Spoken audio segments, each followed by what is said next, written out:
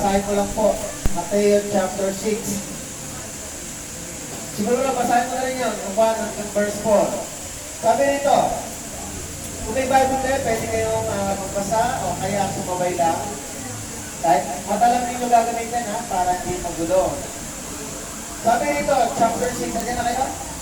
Iba, andyan na? Okay.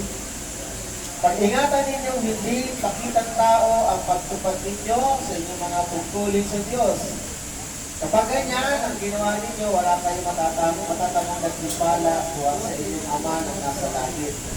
Kaya nga, kapag nagbigay o nagbibigay ka ng limos, huwag mo lang ipagbibigay gaya ng ginagawa ng mga mapagkunwari sa mga sinagoga na sa mga lansangan upang sila purihin ng mga tao.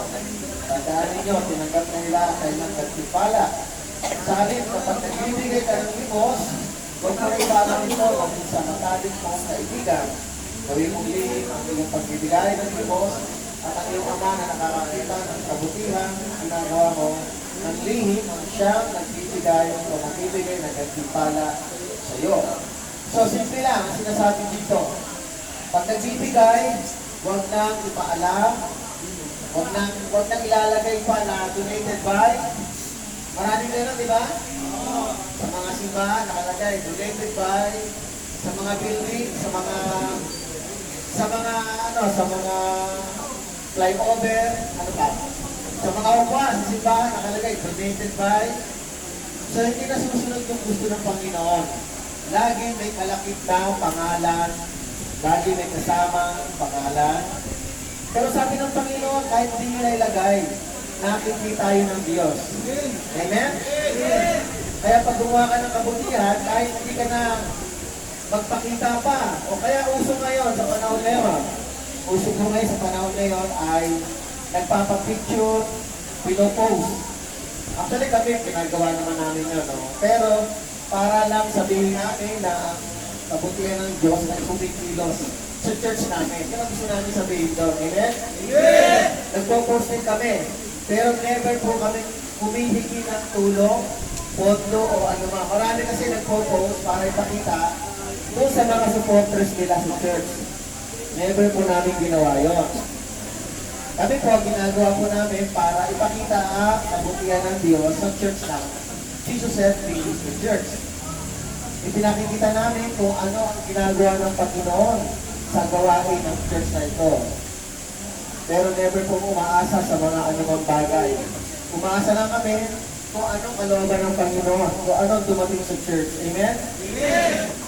Kasi nga po, pag mayroong pangalan, baka sa susunod na panahon, kailangan may nakalagay dyan, donated by, may nakalagay na President, Vice President, Governor, Mayor. Aasa ka, baka boto mo, tama ba?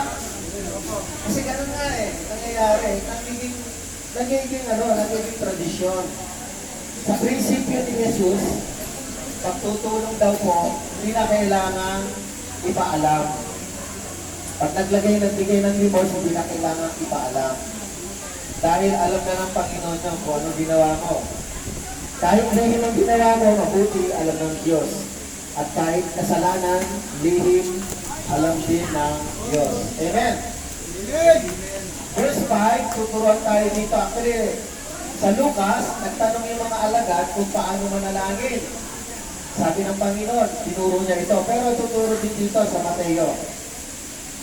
Verse 5, kapag nananalangin kayo, huwag kayong tumulat sa mga mapagtubari. Mahilig silang manalangin nakatayo sa mga sinagoga at sa mga kanto upang makita ng mga tao. Tandaan ninyo, tinanggap na nila ang kailang gantimpala.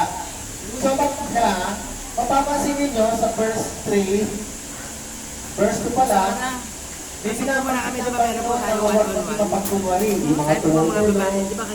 Sa ibang talata ng Bible, mga kapatid, sabi, yung mga Pariseo, pinatutugtog pa rin trumpeta para ipakita yung tulong. At tinutugtog ng trumpeta para yung mga tao titingin, para yung attention ng mga tao titingin sila, para malaman lang, may nagbigay. Wala nga lang nakalagay dito, pero yun talaga yung original na salin. Pero sabi ng Panginoong Jesus, huwag kayo mapagkunwari. Sa ibang termino, tinatawag na huwag kayong hipokrito. Ano yung hipokrito? Kapag kumari, hipokrito. Diba? Alam niyo yun? Okay? So dito mga kapatid, isa pa. Verse 5, binabanggit dito. Kapag nananalangin kayo, huwag kayong tumulan sa mga mapagkupari. Inulit na naman. Mahilig silang manalangin na katayo sa mga sinagoga at sa mga kanto upang makita ng mga tao. Tandaan ninyo, tinanggap na nila ang kanilang gantimpala. Mga kapatid, tumatanggap naman pala sila ng gantimpala mula sa Panginoon. Ibig sabihin, at gumagawa sila ng kabutihan, nananalangin sila, tumutulong sila, hindi naman yung kaila sa Diyos. Ibig sabihin, nalalaman nyo ng Panginoon. At binabalik daw ng Panginoon yung gantimpala. Sabi ng Panginoon, binigyan na sila ng gantimpala. Hindi na kailangan ipahaya, ipaalam. Nananalangin ka, hindi na kailangan na ipaalam pa. Verse 6, gunod kapag mananalangin ka, pumasok ka sa iyong silid at isara mo ang pinto. Saka ka manalangin sa iyong ama na hindi mo nakikita at ang iyong ama na nakakakita ng ginagawa mo ng lihim ang siya magbibigay sa iyo ng gantimpala. So mga kapatid, 3 beses pinanggit ng Panginoon yung reward, gantimpala. Para sa Panginoong Jesus, kapag nananalangin ka, kapag gumagawa ka ng kabutihan, binabalikan din ng Panginoon ng reward. Alam niyo po yun? Reward eh. Ibig sabihin, gumawa ka ng mabuti kahit hindi mo sumbatan. Halimbawa, tulungan kita. Ako naman tulungan mo kahit hindi mo sabihin yun. Magtumulong ka, alang-alang sa Panginoon, ang Panginoon ang magbabalik sa iyo. Amen? Amen! Kaya nga minsan si Kristo sabi niya, no? Kung kayo ay mag-iimbita, kailangan imbitahin ninyo yung bulag sa kainan, pilay, imbitahin ninyo yung mga bingi, dahil wala na sila itutulong ibalik. Ibig sabihin, hindi na sila gagawa ng paraan para pag nagkaroon sila ng salo-salo, ay imbitahin ka rin. Hindi na, sabi ng Panginoon, imbitahin mo yung mga hindi na ikaw babalikan para bumawi ng biyaya. Hayaan nyo, Diyos na lang ang magbiyaya sa inyo. Alam niyo po, biyaya ng Diyos ay higit kaysa biyaya ng tao. Amen? Amen! Kapag tayo po ay tumulong sa kapwa natin, kahit halimbawa, kung nagbigay ka ng namamalipos lang. Diba? Nagbigay ka ng 100, mayaman ka na doon. Diba? Magbigay ka ng 20, 25, kasi 50, may pera ka na doon. Pero alam mo, hindi na yun aasa. Huwag ka nang umasa ibabalik sa iyo. Sasabihin na lang nung binigyan mo, kaya natin ang Diyos na lang ang magbigay sa iyo. Amen? Amen! Bahala ng Panginoon sa iyo. Minsan gano'n na nadidilig natin. Kasi nga, ang Diyos ay hindi bulag kapag nakikita niya nagbibigay tayo. So ang sikreto lang, sabi ng Panginoon, mananalangin ka, pumasok ka sa iyong silid, walang nakakaalam. Dito, sa lugar ninyo, wala silid, di ba? Lahat, pag nananalangin kayo, wala kayong choice, malalaman. Paano nyo gagawin dito yung manalangin? Pumikit na lang kayo, manalangin kayo, ipigit niyo mata nyo, kaya humarap kayo sa dibdib. Alam niyo po sa Israel, dahil nga yung templo ay wala na, yung wailing wall, yung retaining wailing wall na lang yata yung natitira, humarap sila roon sa wailing wall. Kaya ang tinawag na wailing wall, dumadaing sila roon. Yung iba doon ay umiiyak, dumadaing sa problema, may mga hinihiling sa Panginoon. Hindi masama. Halimbawa, haharap ka sa wall. Hindi masama yun. Mananalangin ka, haharap ka sa wall. Okay, pitik mo na lang yung mata mo sa isang sulok, manalangin ka, nakayuko ka. Manalangin ka. Mga kapatid, pag may nananalangin, irespeto po ninyo, ha? Amen! Huwag ninyong gagambalain kapag nananalangin niya. Hayaan niyo sila, manalangin sila. Huwag natin pakikialaman. Okay? Dahil pag tinulog niyo sila, makakalaban mo ang Panginoon. Okay. Verse 7, sa pananalangin ninyo'y huwag kayong gagamit ng maraming salitang walang kabuluhan. Dahil ang ginagawa ng mga hentil. Ang akala nila ay papakinggan sila ng Diyos dahil sa haba ng kanilang sinasabi. Huwag niyo silang tutularan. Alam na ng inyong Ama na nasa langit ang inyong kailangan bago pa ninyo ito hingin sa Kanya. Okay, maliwanag sana yun ha. Huwag niyo silang tutularan. Basta walang, hindi na kailangan maraming parang palabo. Alam yung palabo kung tawagin?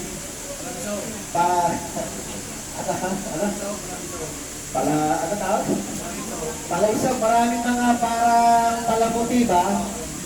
Para bang halimbawa, may kailangan sa isang tao, masabihin mo, alam mo, ang pogi-pogi mo, ang bait-bait mo. Tapos yung pala, meron ka palang kailangan, ano? Ha? Parang lang uto.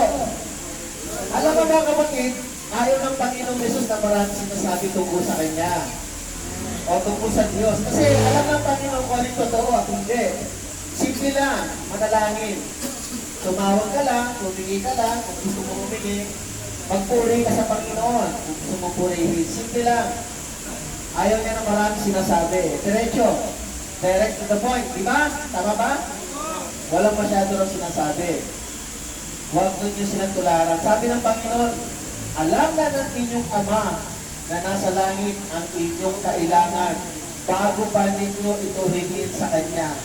Ibig sabihin, sa isip mo pa lang, hindi mo pa sinasabi, hindi mo pa pinapanalangin, nalalaman ng Panginoon ang iniisip natin. Alam nyo ba na alam ng Panginoon na gusto niya na makalaya? Amen. Ayaw nyo ba? Alam ng Panginoon na gusto niya nang makalaya. Amen? Amen! O, di maganda, hindi nyo pa sinasabi, hindi nyo pa pinag-pray, alam niya na may pangangailangan nyo. Alam ng Panginoon na kailangan ng gabay ng mga pamilya ninyo kahit wala kayo. Amen? Amen! Alam niya yan. Alam ng Panginoon na mga anak ninyo ay kailangan ng mga patnubay, ng mga asawa, magulang ninyo. Alam yan. Amen? Amen! Pwede nyo panalangin nyo. Pero bago ito banggitin, sabi ng Panginoon, alam na ng Diyos. Ngayon, ito yung sinasabi niya, ganito kayo mananalangin. Ito, marami ito nakakaalam. Okay. Sabi rito, no? Yung mga may Bible, sabayan nyo ko. Ama namin nasa langit, sampayan nawa ang iyong pangalan. Dumating nawa ang iyong kaharian. Masunod nawa ang iyong kalooban dito sa lupa tulad sa langit. Bigyan mo kami ng aming pagkain sa araw-araw at patawarin mo kami sa aming mga kasalanan tulad ng pagpapatawad namin sa mga nagkakasala sa amin. At huwag mo kami kaya matukso, kundi iligtas mo kami sa masama. Tapos close parenthesis, sapagkat iyon ang kaharian at ang kapangyarihan at ang kalwalatian magpakailanman. Amen. Kabisado niyo ba ito? Kabisado niyo ito. Kung tawagin ito sa iba, dasal o kaya prayer, Lord's Prayer, tama? O kaya, ang subtitle ay Ama Namin. Ito sa, marami dito Katoliko, no? Taas nga kami Katoliko. Abis lahat yata, Katoliko po, lakas ng kamay. Taas ng kamay. Di ba sa simbahan, sa Katoliko, Ama Namin, hawak-hawak pa na yung kamay, di ba? O, mga kapatid, itong panalangin na ito, dalawa ang pwedeng maging dahilan o mga purpose. Pwedeng prayer at pwedeng pattern of prayer. Dalawa po. Pwedeng panalangin at pwedeng pattern of prayer. Yung panalangin, wala na akong masasabi. Panalangin nyo na lang. Pero ano yung pattern of prayer? Sa Lucas, lumapit yung mga alagad ng Panginoon. Sabi nila, turuan mo kami manalangin tulad ng mga alagad ni Juan, tinuruan manalangin. So ito yung tinuro ng Panginoon. Ang totoo niyan, itong panalangin na ito, ang intention nito ay para unang-una sa mga alagad. Amen? Amen! Para sa mga alagad ito.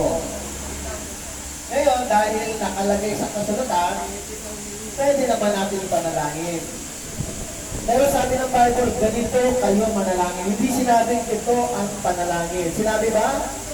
Okay. Sabi ganito. Ang sabihin is like a pattern or batayan. Okay, una. Ama namin nasa langit, sambahin nawa ang iyong pangalan. Una-una is praising. pinupuri ang Panginoon. Ulit ko ha. Yung unang linya, ang manani sa langit, sambahin nawa ang iyong pangalan. So una-una, praising, sumasamba ka sa pangalan ng Diyos. Verse 10, dumating nawa ang iyong kaharian.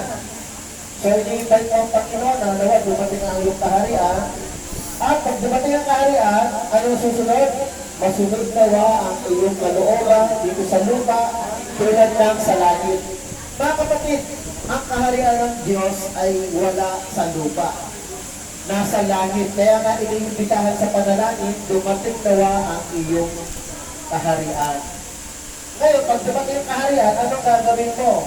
Masunod nawa ang iyong kalooban dito sa lupa tulad ng sa langit. Ang kingdom of heaven is not here on earth. Ang kingdom of heaven is in heaven. Siyempre, ngayon, bumaba ang naghahari. Si Kristo po ay, according kay Isaiah, si Kristo po ay Prince of Peace. Dahil na nung bumaba siya, ang hari ay ang Diyos. 1 Samuel chapter 8, ang Diyos ay hari, sabi ng Diyos Ama. Sabi kay Prophet Samuel, ako ang hari nila, sabi niya ng Lord. So si Kristo nung bumaba ay Prince of Peace. Pero nung bumaba siya, nandito na siya sa lupa, siya po ay naghahari. Ang mga salita niya ay makapangyarihan. Ang mga ginagawa ni Kristo ay makapangyarihan. Kaya ang salita ng Panginoon ay parang salita ng hari. Sabi ng Panginoon Yesus, ako at ang Ama ay isa. Amen? Lahat ng salita ng Panginoong Diyos ay salita ni Jesus. Kaya ang salita ni Kristo ay salita ng hari. Amen? Okay. Masunod nawa ang iyong kalooban dito sa lupa tulad ng sa langit. Tanungin ko po kayo, nasunod ba ang kalooban ng Diyos sa puso nyo? Sure kayo? Hindi po. Yun, totoo yun. Kasi kung nasunod yung kalooban ng Panginoon at hindi kalooban ninyo, wala kayo dito. Nasunod ang kalooban ninyo, kaya kayo narito. Amen? Yun ang malinaw doon. Dahil kung susunod tayo sa kalooban ng Diyos, ilalayo tayo sa masama. Narito rin yan eh. Andito rin yan. Mamaya papagitin natin ha. So ang panalangin ang gusto ituro ni Jesus sa mga alagad at sa atin, masunod ang kalooban ng Panginoong Jesus sa buhay natin. So amin na tayo. Kasunod ba o hindi? Actually, hindi katotohanan yun. Hindi na susunod. Pero ang gusto ng Panginoon, masunod. Okay. O, verse 11. Bigyan mo kami ng aming pagkain sa araw-araw. Okay. Literal ba, explicitly, the Lord gave us the food every day? Amen! Okay.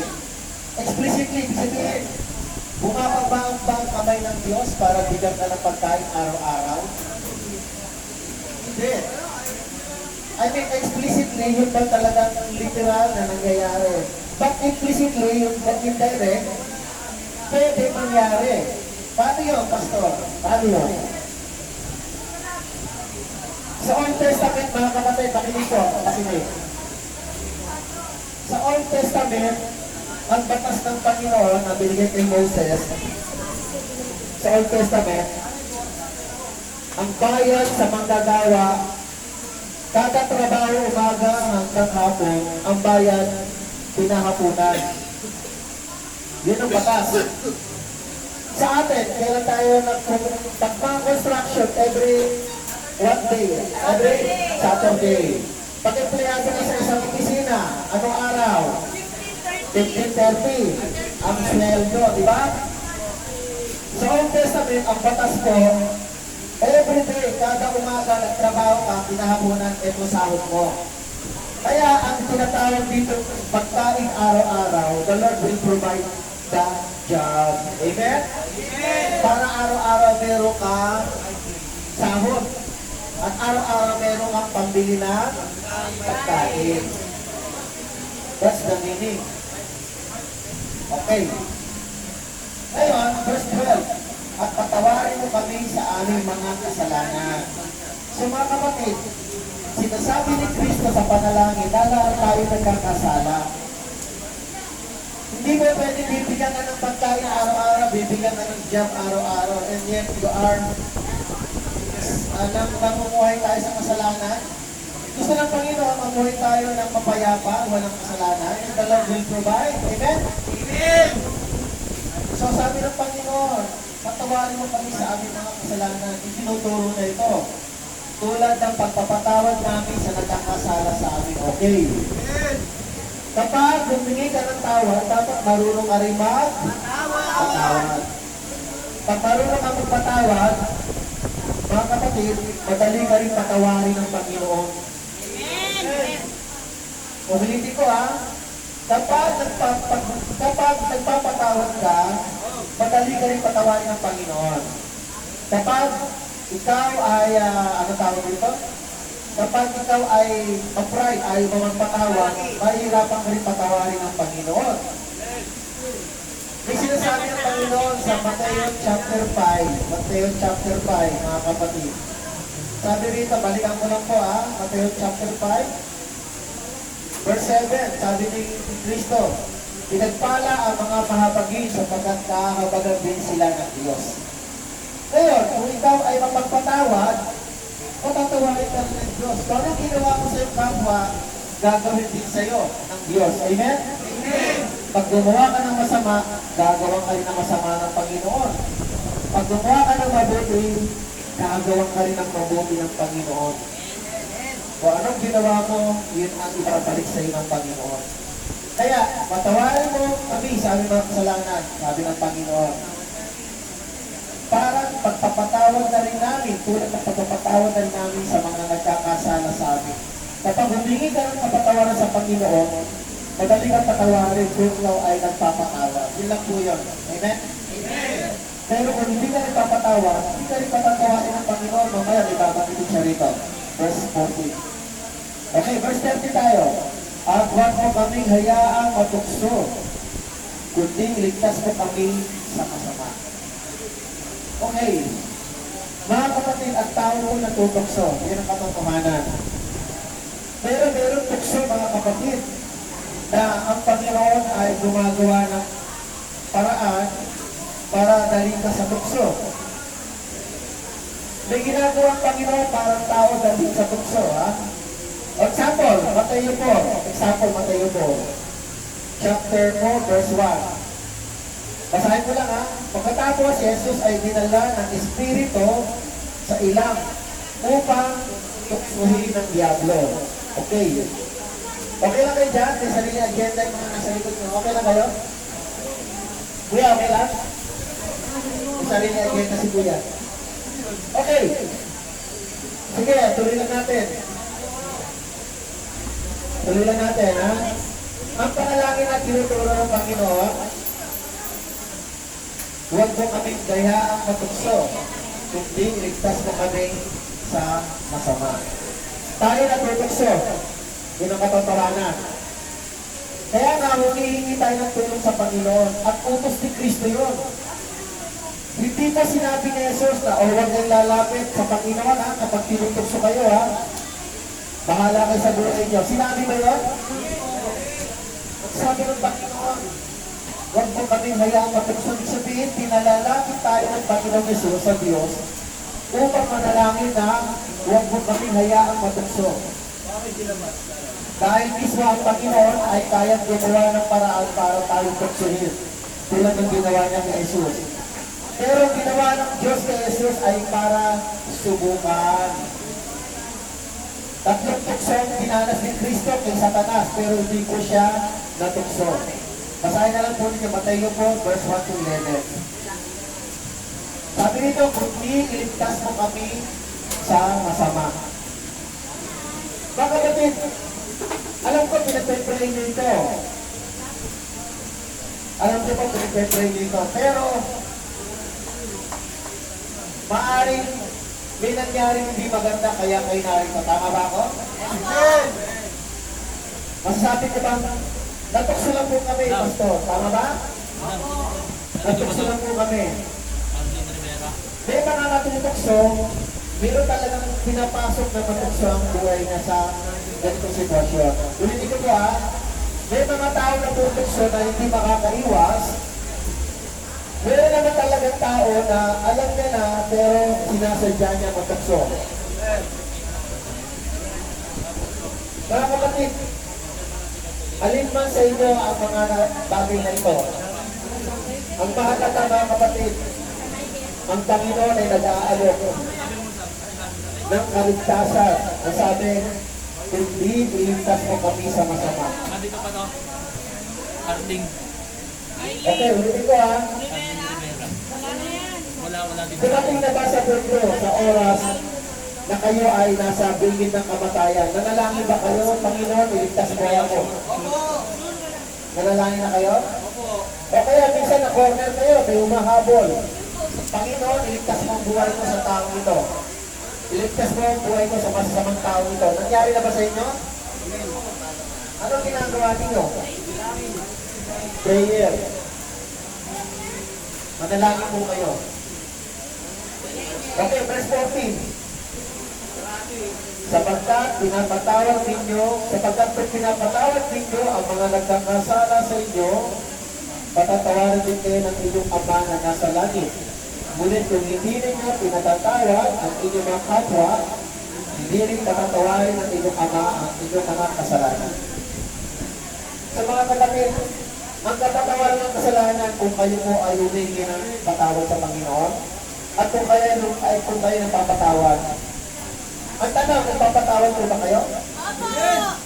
Marunong po ba kayo magpatawad? Sigurado kayo? O baka nakatanim sa puso ninyo yung kasalanan? Baka naman sa puso ninyo, sinasabi ninyo, paglaya ako, papatayin kita. Pwede ba yun? Paglaya nyo, nagbabanta kayo sa kapwa ninyo, ganun ba yun? Tandaan po natin ang utos ng Panginoon. Vengeance is mine. Ako ang gaganti. Huwag niyo ipaubaya ang ganti sa kamay ninyo. Hayaan ninyo ang Diyos. Hayaan ninyo ang Diyos. Tutulungan kayo ng Panginoon. Kaya mga kapatid, may conclusion. Diyos hindi magsabi. Ang pinakamaraming sinasabi dito ng Panginoon ay, una, huwag tumulad sa mapagkunwari. Ano yung mapagkunwari? Hipokrito. Diba? Huwag tumulad sa magiging hipokrito. Tapos, pag nagturo ng panalangin ng Panginoon, huwag maraming sinasabi. Tama lang. Sapat lang kung ano lamang ang importante. Sapagkat ang panalangin ay hindi nababase rin sa marami, hindi rin nababase sa kaunti. Ang panalangin ay nababase sa tunay na laman ng puso. Okay, basahin natin, Brad. Ang Panginoon ay tumitingin sa puso natin. Tignan natin yung Marcos 7, verse 7. Ang tunay na panalangin ay nanggagaling sa puso na may katotohanan at tapat.